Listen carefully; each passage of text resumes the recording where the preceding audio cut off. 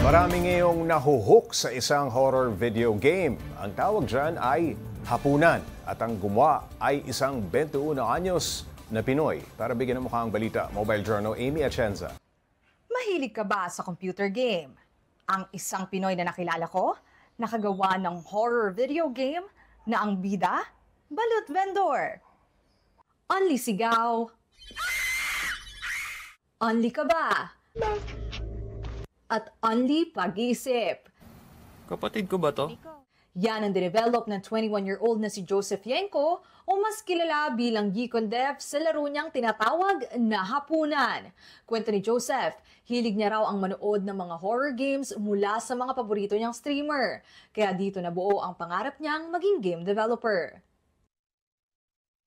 From bata po ako, pangarap ko na po talagang maging game developer. Talaga ito po yung pinakagusto ko maging trabaho, gagawin ko lahat. Kaya naman, tiningnan natin kung kaya ba natin itong viral game na gawa ni Joseph. Hoy, Nico. Oh my gosh! Balot chicharon. Ang daming nerdo ngayon, ano? Oh my gosh, yung nanay. Sorry kung nagulat kita.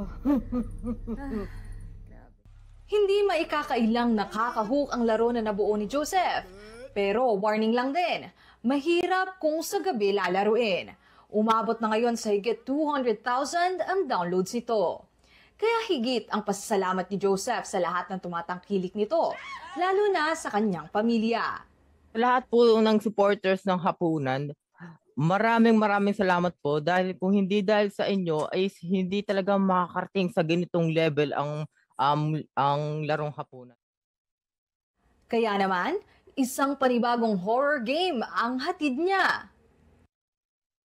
Tungkol po siya sa college dormitory po ng Pilipinas. Mukha mang simple, dugo, pawis at 2 taon ang binigay ni Joseph para makabuo ng larong kinagigiliwan ngayon ng marami. Mobile journalist Amy Atienza po, hatid ang mukha ng balita. Pag-usapan pa natin ang Hapunan horror game. Kasama si Mobile Journal, Amy Atienza. O Amy, 21 years old pa lang si Joseph pero nakagawa na siya ng patok na video game. Gaano niya katagal ito ginawa at sino ang mga tumulong sa kanya?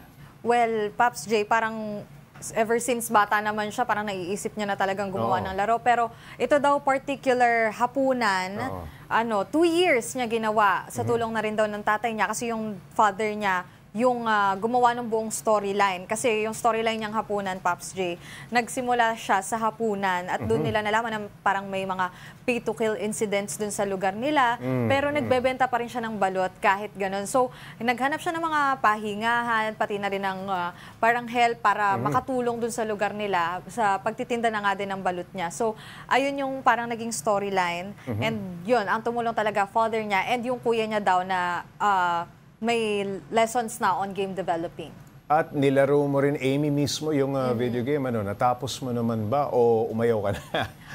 Actually, nasa 75%, Pops J, kasi nakakatakot na talaga. Napakaraming jump scare na nangyari dun sa ano. And actually, kaya nakakatakot siya kasi yung setting talaga, Pops J, parang vibe na vibe mo na nasa probinsya. Kaya ako bilang, bilang lumaki nga din sa Batangas, syempre, parang gano'n na din yung lugar. So, na-imagine ko gano'n yung mangyayari sa akin talaga sa totoong buhay. Amy, paano rin kumalat sa ibang bansa yung laro niya?